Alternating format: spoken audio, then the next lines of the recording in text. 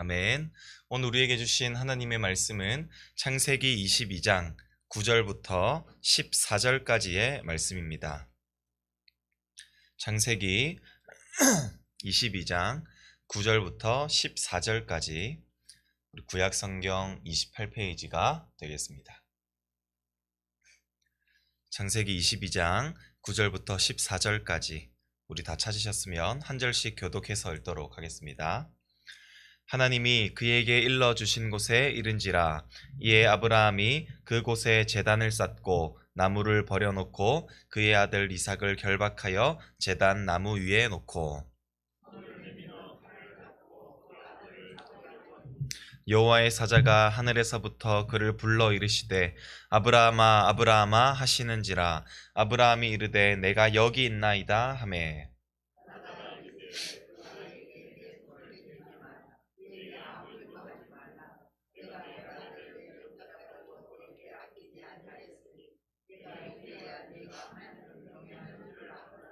아브라함이 눈을 들어 살펴본즉 한 수량이 뒤에 있는데 뿔이 스풀에 걸려 있는지라 아브라함이 가서 그 순양을 가져다가 아들을 대신하여 번제로 드렸더라.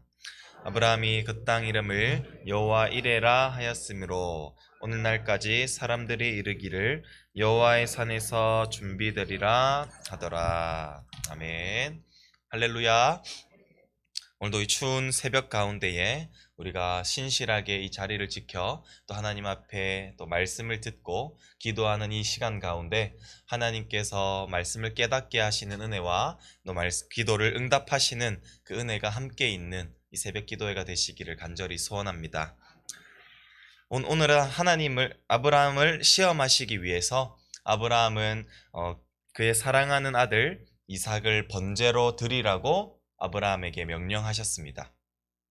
하나님께서 약속하신 지 약 20여년 만에 노년에 얻은 너무나도 귀한 아들이었지만 아브라함은 놀랍게도 하나님께서 그 요구하신 바로 다음 날 아침에 일찍 일어나서 이삭을 번제로 드리기 위한 여정을 떠나게 되었습니다. 참으로 놀라운 순종이 아닐 수가 없습니다. 무엇이 아브라함으로 하여금 하나님의 말씀에 즉각적으로 순종하게 만들었을까요? 그것은 바로 믿음이었습니다. 우리가 어제 살펴보았지만 아브라함이 이삭을 기꺼이 드릴 수 있었던 까닭은 하나님께 이삭을 번제로 드릴지라도 하나님이 이삭을 그 죽은 자 가운데서 다시 살리셔서 창세기 22장 5절에서 아브라함이 말한 대로 내가 아이와 함께 너희에게로 돌아오리라는 그 믿음이 있었기 때문이었습니다. 따라서 실제로 아브라함은 이삭을 죽여서 번제로 드릴 생각이었습니다. 그리고 그 과정이 오늘 본문에 기록되어 있습니다. 아브라함은 하나님께서 일러주신 곳에 이르러서 제단을 쌓았습니다. 그리고 제물을 태울 나무를 버려서 그 위에 올려두었죠. 번제가 준비되었고 이제는 하나님 앞에 드릴 희생 제물이 필요한 때입니다. 물론 아브라함은 그 제물이 그의 사랑하는 아들 이삭임을 알고 있습니다.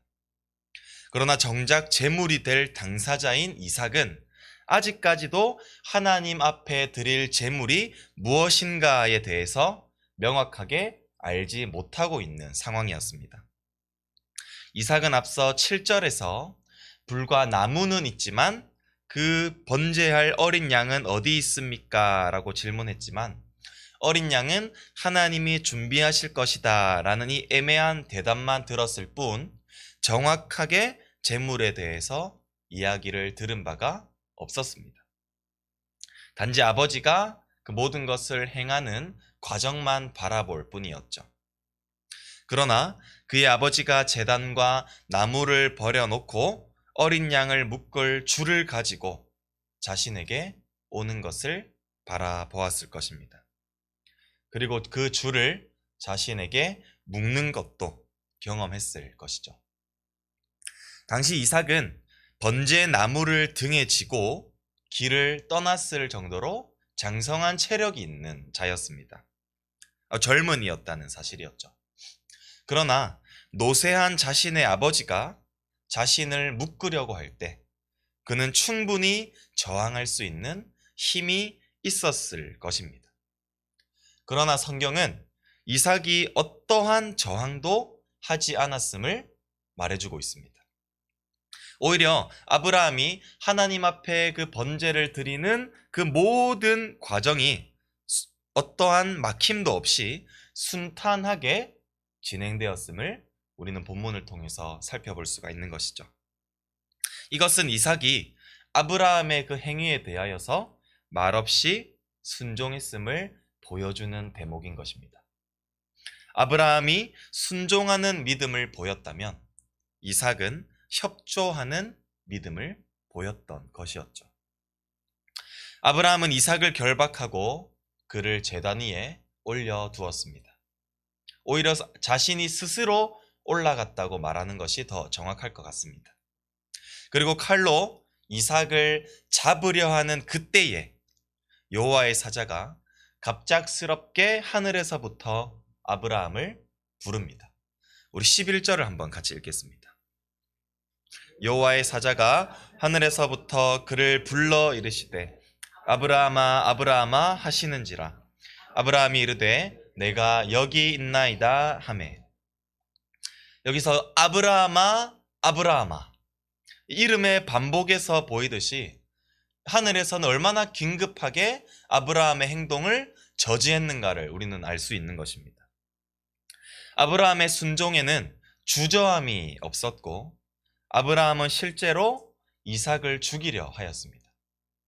그랬을 때 하늘에서 목소리가 들리지 않았다면 아마도 아브라함은 이삭을 죽였을 것입니다.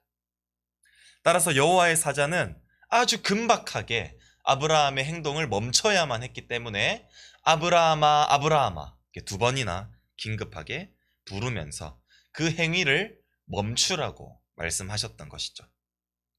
그리고 여기서 아브라함을 시험하신 그 목적에 대해서 말씀해 주시는데요. 우리 12절을 같이 한번 읽겠습니다. 사자가 이르시되 그 아이에게 내 손을 대지 말라. 그에게 아무 일도 하지 말라. 내가 내 아들 내 독자까지도 내가 내게 아끼지 아니하였으니 내가 이제야 내가 하나님을 경외하는 줄을 아노라. 아멘. 하나님께서 아브라함을 시험하신 목적은 바로 하나님이 아브라함을 경외하는가 경외하지 않는가를 알아보기 위함이었다는 것을 우리는 본문을 통해서 살펴볼 수가 있습니다. 이 경외하다라는 이 기본의 의미는 이 두려워하다 혹은 떨다를 의미합니다. 그러나 이것은 뭔가 무서운 존재감에 대한 그런 공포심을 느끼는 것이 아니라 하나님의 그 주권과 영광을 인정하는 자가 가지는 이 거룩한 두려움, 곧 경건한 공경심을 의미하는 것입니다. 이것은 아무리 자신에게 귀중한 것이 있다고 할지라도 하나님의 그 말씀 앞에서 모든 우선순위를 하나님의 그 말씀 앞에 두고 자신의 것을 움켜쥐지 않고 하나님 앞에 드리며 순종할 수 있는 자세를 의미하는 것입니다.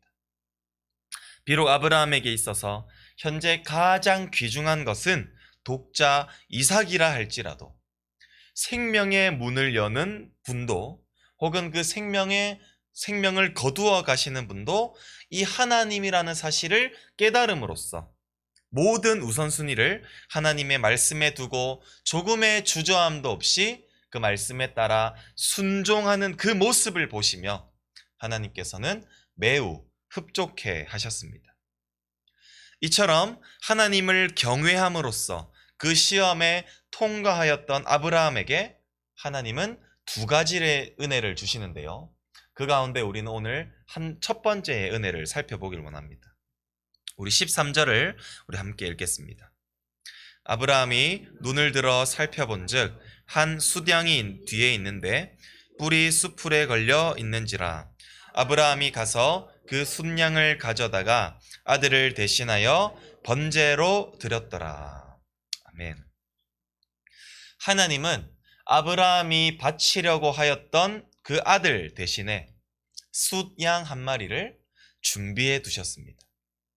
이것은 번제가 어디 있냐는 이 이삭의 질문에 답한 것처럼 하나님이 친히 이렇게 번제물을 준비해 주신 것이었습니다.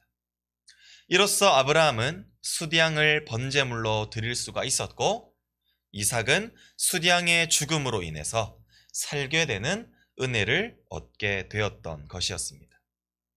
그리고 아브라함은 그 땅의 이름을 여호와 이레라고 칭함으로써 그의 삶 가운데 하나님은 바로 준비하시는 하나님이심을 기억하며 아브라함은 살아가게 될 것입니다. 사랑하는 성도 여러분, 여호와를 경외하며 하나님의 말씀에 무조건적으로 순종했던 아브라함에게 하나님께서는 이렇게 은혜를 베풀어 주셨습니다. 그것은 바로 여호와 이레, 곧 하나님은 준비하시는 분이라는 사실을 깨닫게 하시는 것이었죠. 그러나 이거보다 더 큰 은혜는 이삭이 죽지 않고 살게 되었다라는 것입니다. 사실 이삭의 죽음은 이스라엘 민족의 죽음과도 마찬가지입니다. 왜냐하면 하나님은 이스라엘을 그의 몸에, 아브라함의 몸에서 날 자를 통하여서 형성하게 될 것이라고 아브라함에게 약속하여 주셨기 때문입니다. 그러나 만약 이삭이 죽게 된다면 하나님께서 아브라함에게 약속하셨던 그 언약이 깨어지는 그 위기에 처해 있는 것이고, 이로 인하여서 이스라엘 민족도 형성되지 못하는 위기에 처해 있는 것입니다. 그러나 하나님을 경외하였던 아브라함으로 인하여서 이삭이 살게 되었고 이스라엘 민족이 살게 된 것이었습니다. 왜냐하면 하나님은 숫양을 준비하심으로써 이삭을 대신하여서 죽게 만드셨기 때문입니다. 오늘 본문을 통하여 우리에게 교훈하는 것은 신실하신 하나님께서 우리를 살리시기 위해서도 준비하셨다는 것입니다. 무엇을 준비하셨습니까? 바로 속죄 제물이 되시는 독생자 예수 그리스도를 준비하셨고, 그분을 십자가에 달리시게 하심으로 우리를 대신하여 죽게 하심으로 우리를 구원하시는 은혜를 우리 모두에게 더해 주셨다는 사실이죠. 아브라함에게는 독생자 아들 이삭을 죽이지 말라고 명하셨지만 하나님은 자신의 독생자 예수 그리스도를 희생 제물로 삼으셨던 것이었죠. 왜냐하면 요한복음 3장 16장에서 증거하듯이 하나님이 우리를 너무나도 사랑하셨기 때문입니다. 우리 하나님께서는 우리를 너무나도 사랑하셔서 우리를 살리시기 위해 그분의 독생자 예수 그리스도를 대신하여 십자가에 죽게 하신 그 하나님을 우리가 경외하는 삶을 살아가시기를 간절히 소원합니다. 비록 우리의 상황들이 아무리 어려운 상황에 처해 있다 할지라도, 혹은 우리가 너무나도 사랑하는 것을 내놓으라는 하나님의 그 불합리한 명령이 있다 할지라도 우리를 건지시기 위해 준비하시는 그 여호와 이레의 하나님의 말씀에 우리가 순종하며 그대로 행할 수 있기를 소원합니다. 그리하여 오늘 하루도 나를 위하여 준비하시는 그 하나님의 은혜를 경험하심으로써 오늘도 우리를 위해서 준비하시고 우리를 그 환란한 그 세상 가운데에서 건지시는 그 여호와 이레를 경험하시는 우리 모든 성도님들 되시기를 간절히 소원합니다. 기도하겠습니다. 참 좋으신 하나님 아버지, 주님의 은혜와 사랑을 너무나도 감사합니다. 하나님 아버지, 우리 하나님께서는 이삭을 대신하여 숫양을 미리 준비하신 그 여호와 이레의 하나님이신 것처럼 나를 죽음으로부터 구원하실 그 여호와 이레 하나님께서 예수 그리스도를 희생 제물로 준비하여 주시고 대신 죽게 하여 주심으로 우리를 구원해 주신 그 하나님의 은혜를 오늘 이 창세기 22장의 말씀을 통하여 다시 한번 깨닫게 하시니 감사합니다. 하나님 아버지, 정말 이처럼 우리를 너무나도 사랑하셔서 독생자 예수 그리스도를 우리에게 조금도 아끼지 않고 준비하여 주셨던 것처럼 우리의 모든 그 인생 가운데 힘들고 어렵고 험난한 그 세상을 우리가 살아가게 할지라도 그 모든 것을 능히 이길 수 있는 것을 하나님께서는 미리 준비하셔서 우리를 그곳 가운데 건지실 줄을 믿습니다.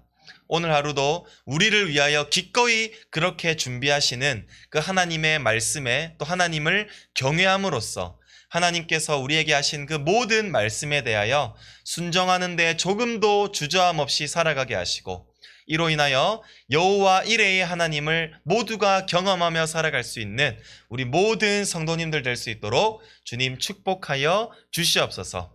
주님께 감사드리옵고 지금도 살아계시는 우리 구주 예수 그리스도의 이름으로 간절히 기도드립니다. 아멘.